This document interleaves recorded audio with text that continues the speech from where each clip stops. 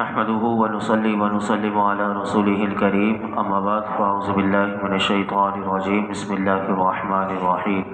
ويقولون متى هذا الوعد إن كنتم صادقين لو يعلم الذين كفروا حين لا يكفون عن وجوههم النار ولا عن ظهورهم ولا هم ينصرون بل تأتيهم بغتة فتبهتهم فلا يستطيعون ردها ولا هم ينظرون۔ اور کہتے ہیں کہ اگر تم سچے ہو تو یہ وعدہ کب ہوگا؟ اگر کافر اس وقت کو جان لیتے جب وہ اپنے چہروں سے اور اپنی پیٹھوں سے آگ کو نہ روک سکیں گے اور نہ ان کی مدد کی جائے گی، بلکہ وہ قیامت ان پر اچانک آ پڑے گی تو انہیں حیران کر دے گی، پھر نہ وہ اسے رد کر سکیں گے اور نہ انہیں مہلت دی جائے گی۔ اس آیت کریمہ میں اللہ رب العالمین نے ان آیات میں 3 آیات کا خلاصہ یہ ہے کہ فرمایا کہ مشرکین نے جلدی مچاتے اور مذاق اڑاتے ہوئے کہا کہ اے مسلمانوں کے گروہ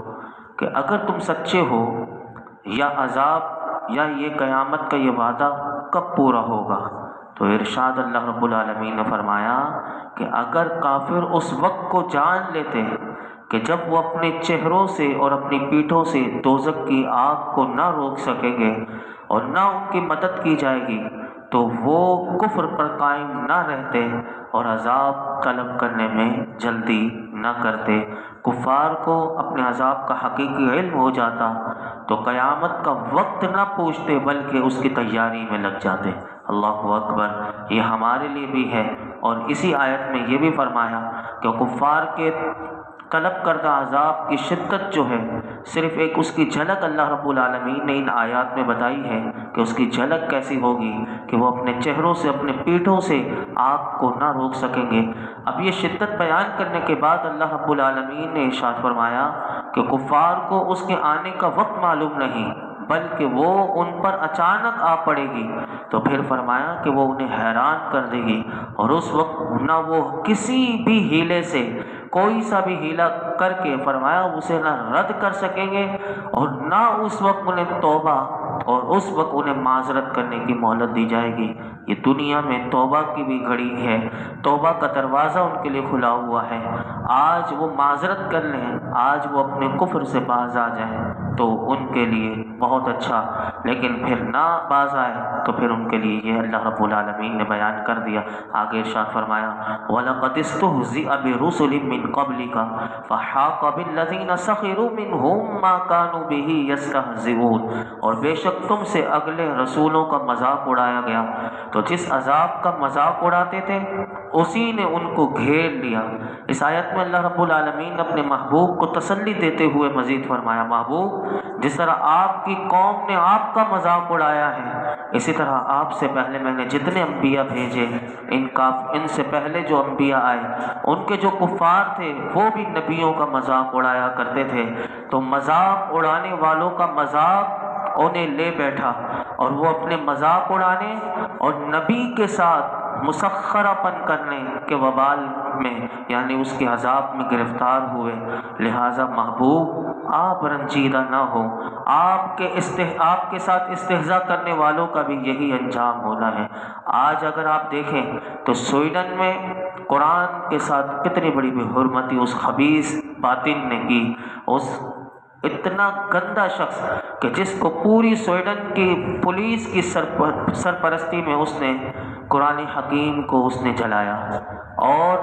اس کے بعد پوری مسلم امہ اس کے خلاف احتجاج کر رہی ہے۔ لیکن یہ کیوں ہو رہا ہے؟ یہ اسی وجہ سے کہ آج 57 اسلامی ممالک میں وہ دم خم نہیں کہ وہ ان کو جواب دے سکے کہ وہ اتنی اللہ کی اتنی مقدس کتاب کو سر عام آ کر اس نے اس قرآن پاک کو جلا دیا۔ یعنی وہ یہ نہ سمجھیں کہ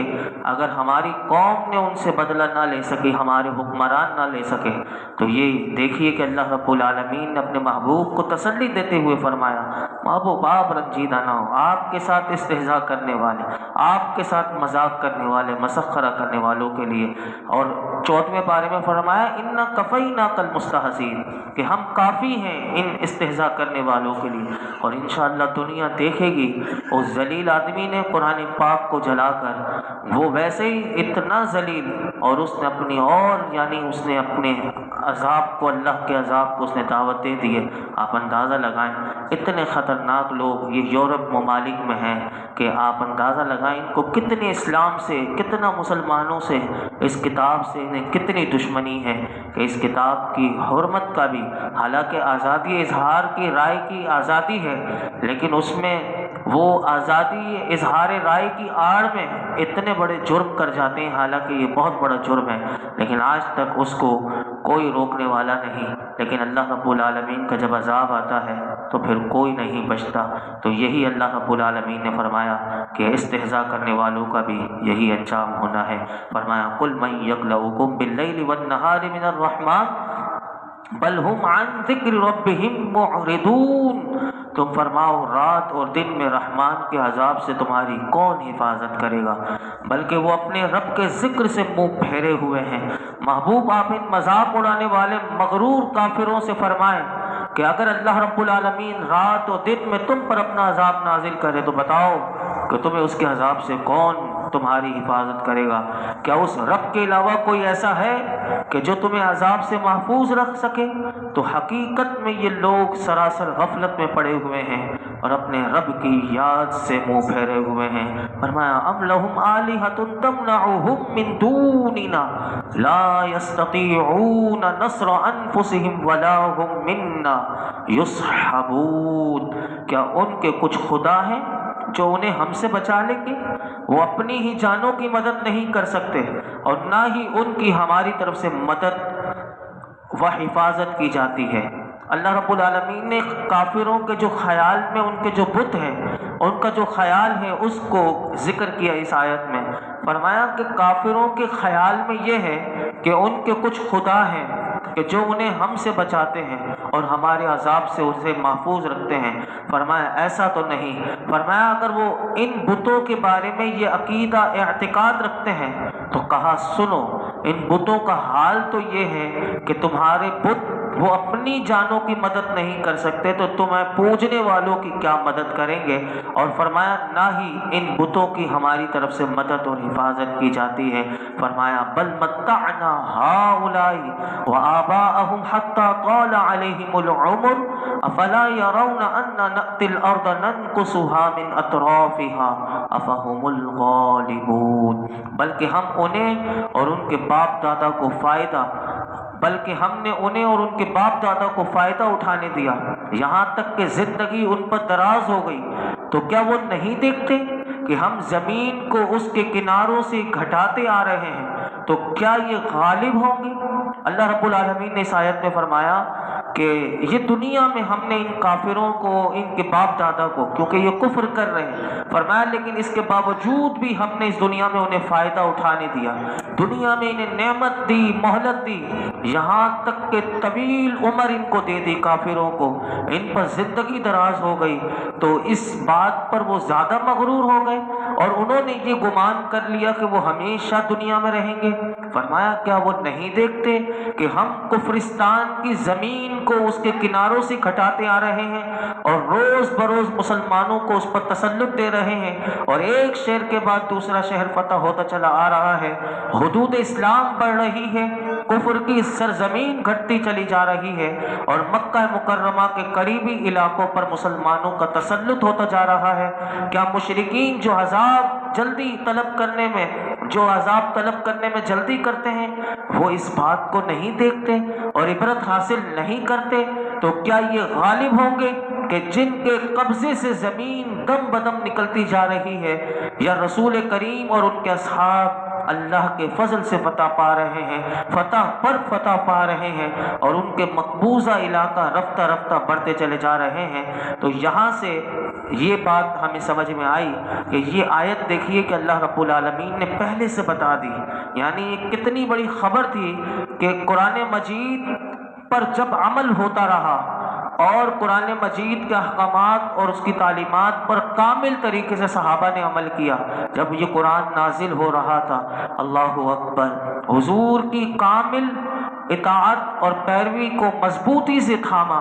تو جس کے نتیجے میں اللہ رب العالمین نے مسلمان صحابہ پر یہ انعام کیا کہ کفار کی آبادیاں، بستیاں، شہر، ان کے ملک پر ان کا غلبہ ختم کر کے اللہ رب العالمین نے وہ سب مسلمانوں کو دے دیا تھا۔ اور رفتہ رفتہ روم کی تاریخ کو اٹھا کر دیکھ لیں، یہ اس وقت کی سپر پاور طاقت تھی، روم اور ایران۔ تو اللہ رب العالمین نے روم اور ایران کی طاقتور ترین، ان کے پاس جدید، جیسے آج جو سپر پاور امریکہ کہلاتا ہے، جس کے پاس سب کچھ، وہ جس کو چاہے وہ روک دے، وہ ایٹمی پلانٹ نہ بنانے دے، ایٹمی کام نہ کرنا دے، ورنہ ان کے ملک کی معیشت کا بیڑا غرق کر دے، جو وہ چاہے وہ اپنے آپ کو سپر پاور۔ لیکن اللہ رب العالمین نے اس دور میں روم اور ایران ہوا کرتی تھی، ان کی طاقتور ترین سلطنتیں مسلمانوں کے تسلط میں دے دی۔ عراق، مصر کی سرزمین پر مسلمانوں کا قبضہ ہو گیا، افریقی ممالک، اندلس اور یہ جتنے شہر تھے، یہ سب مسلمانوں کے وہ اقتدار میں آ گئے، اور دنیا کا 1/3 حصہ اس پر دین اسلام کا پرچم لہرانے لگا تھا۔ وجہ کیا تھی؟ یہی بات تھی کہ جب قرآن سے رشتہ مضبوط ہوا تو یہی قرآن نے کہا کہ محبوب، ہم نے انہیں ان کے باپ دادا کو فائدہ اٹھانے دیا، یہاں تک کہ زندگی ان پر دراز ہو گئی۔ تو فرمایا یہ کافر کیا دیکھتے نہیں پھر ہم نے کیسے ان کی زمین کے کناروں سے انہیں گھٹاتے آ رہے ہیں۔ یہ گھٹاتے آنا کیسا ہے کہ یہ سارا ان سے اللہ نے چھین کر پھر مسلمانوں کو دے دیا، لیکن صدیوں تک یہ پھر مسلمان جب قرآن سے، حضور کے دامن سے وابستہ رہے، تو پھر کیا رہا کہ اس عرصے میں مسلمان علمی، فنی، حربی اور تعمیری، یہ 4 چیزیں ہی ہوتی ہیں۔ علمی، فنی، حربی، تعمیری میدان میں اللہ رب العالمین نے مسلمانوں کو عظیم الشان کامیابیاں عطا کی، اور مسلمان ترقی کرتے رہے۔ اور یہ دور مسلمانوں کی خوشحالی کا دور رہا جب سے مسلمانوں نے قرآن مجید کو چھوڑا، اس کی تعلیمات کو عمل کرنا چھوڑ دیا، قرآن سے دور ہو گئے، حضور کی کامل اطاعت و فرما برداری سے روح گردانی ہم نے شروع کر دی، مسلمانوں نے اور ہم سب نے شروع کر دی۔ اور وہ لوگ کہ جو مسلمان کہلاتے ہیں لیکن عیش و عشرت کی بزم کرم کرنے میں، رقص و سرور کی آج محفلیں سجانے لگے، اور ایک دوسرے سے صرف اقتدار چھیننے میں مصروف ہو گئے کہ میں اس سے اقتدار چھین لوں، یہ مجھ سے اقتدار، اور اسی طرح اقتدار کے حصول کی خاطر اسلام کے دشمنوں کو اپنا مددگار بنانے اور ان سے مدد حاصل کرنے لگ گئے۔ قوم کی بیٹی جس کو ڈاکٹر عافیہ صدیقی کہتے ہیں، 20 سال ہو گئے، آج اس کو چھڑانے کے لیے بھی کسی کے پاس دم خم نہیں۔ وہ مسلمانوں کی بیٹی کو اٹھا کر لے گئے، اور 20 سال اگر کسی نے قتل بھی کیا ہو تو اس کی سزا 14 سال میں اس کا پورا ہو جاتا ہے۔ لیکن اللہ اکبر، ہم نے کیا کیا؟ اقتدار کے حصول کی خاطر اسلام کے جو دشمن ہیں آج ان کی آنکھوں میں آنکھیں نہیں ڈال سکتے، ان کے گھر والے یہ کہنے پر مجبور، جو قوم کی بیٹی کے گھر والے، کہ یہ وہ کتے ہیں کہ جن کے گلوں میں وہ پٹا ڈلا ہوا ہے، لیکن یہ کتے بھی ہو کر یہ بھونک بھی نہیں سکتے، یعنی ان کے پاس بھونکنے جیسا بھو بھی کرنے کی وہ طاقت نہیں، یعنی اگر بھو بھی کیا انہوں نے تو ان کا یہ گلا دبا دیا جائے گا، اتنا اقتدار کے۔ تو اسلام کے دشمنوں کو اپنا مددگار بنانے اور ان سے مدد حاصل کرنے لگ گئے، تو انجام کیا ہوا؟ آج ساروں کا انجام یہ ہوا کہ ملی وحدت پارا پارا ہو گئی، اور آہستہ آہستہ مسلمانوں کے جو مفتوحہ علاقے تھے وہ کافروں کے قبضے میں آ گئے، اور اسلامی سلطنت جو میرے آقا کے صحابہ نے جس کے لیے کتنی قربانیاں دے کر وہ سب حاصل کیا تھا، آج وہ دوبارہ سمٹنے لگی ہے۔ اب دنیا بھر میں مسلمانوں کا جو حال ہے وہ آپ جانتے ہیں، میں بھی جانتا ہوں۔ اگر آج بھی ہم مسلمانوں نے اپنے ماضی سے سبق نہ سیکھا تو کوئی بعید نہیں کہ پھر مسلمانوں کا رہا سہا غلبہ اور اقتدار بھی ان سے چھن جائے گا۔ یہ قرآن کا فیصلہ ہے، قرآن یہی کہتا ہے آ جاؤ، قرآن کے دامن سے وابستہ ہو جاؤ اور اللہ کے محبوب کا دامن تھام لو تو تمہیں عزتوں سے اللہ نواز دے گا۔ اللہ اس حقیقت کو ہمیں صحیح طور پر سمجھنے کی توفیق عطا فرمائے۔ الحمدللہ رب العالمین، والصلاۃ والسلام علی سید الانبیاء والمرسلین وعلی آلہ واصحابہ اجمعین۔ یا اللہ پاک جو کچھ ہم نے سنا اس میں کوئی غلطی کوتاہی معاف فرما، اپنی بارگاہ میں قبول فرما۔ رب کریم تو ہماری بے حساب مغفرت فرما، اللہ ہمیں بخش دے، میرے مولا ہمارے گناہ معاف کر دے۔ یا اللہ ہمیں قرآن حکیم کی تعلیمات پر صحیح معنوں میں عمل کی توفیق عطا فرما، اپنے اور اپنے حبیب کی محبت عطا فرما، اپنے اور اپنے حبیب کی صحیح معنوں میں اطاعت اور فرما برداری کرنے کی توفیق عطا فرما۔ یا رب العالمین تو ہم سے راضی ہو جا۔ آج تک جتنی دعائیں کی ہیں آئندہ کریں گے سب دعاؤں کو قبول فرما۔ اس درس قرآن میں جتنے حاضرین موجود ہیں اللہ سب کی جھولیوں کو دامنوں کو مرادوں سے بھر دے، اللہ جو بیمار ہیں انہیں شفا دے دے۔ بابا پیر فضل الرحمان کانپور والے بابا یہ بہت بیمار ہیں، رب کریم ان کو شفاء کاملہ عاجلہ عطا فرما، ان کی جملہ بیماریاں دور فرما دے۔ اللہ ہمارے گھر والوں میں اعزہ و اقارب میں جو بیمار ہے اللہ سب کی بیماریاں دور کر دے۔ ہم میں مولا کریم درس قرآن میں یہ جو ہم سب میں مولا کریم کوئی بیمار ہے تو اس کی بیماری دور کر دے۔ اللہ ہمیں عافیت والی، سلامتی والی، صحت والی،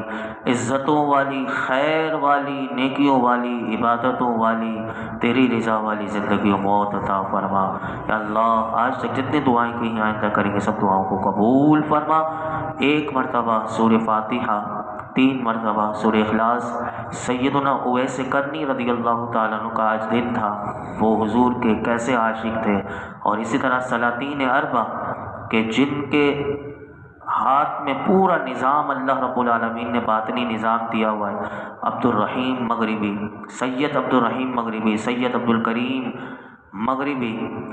سید عبد الجلیل جنوبی، سید عبد الرشید شمالی، ان سب کی بارگاہ میں پیش کرنے کے لیے سے 1 مرتبہ سورہ فاتحہ، 3 مرتبہ سورہ اخلاص پڑھ لیجیے۔ الحمدللہ رب العالمین الرحمن الرحیم نعبد و ایاک نستعین الصراط المستقیم قل هو الله احد الله الصمد قل هو الله احد الله الصمد وصلی اللہ تعالی علی خیر خلقہ محمد وعلی آلہ وصحبہ اجمعین۔